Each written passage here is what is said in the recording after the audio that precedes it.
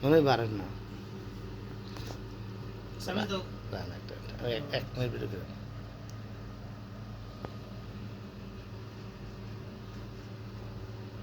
আসসালামু আলাইকুম রহমতুল্লাহ বরকাতু সম্মানিত ভিউয়ার্স আজকে আমরা বাহরাইন প্রবাসে থেকে একটা শুক্রবারের দিন আজকে কাচ্চি বানাইছি আপনাদের সাথে শেয়ার করতেছি আমাদের প্রধান গেস্ট মোহাম্মদ মনিরুল হক সাক্কু হচ্ছে আমার সাদিক হচ্ছে আমার হালামন্দি মনির ভাই আমাদের গেস্ট আজকার হচ্ছে আমাদের বড় ভাই ওকে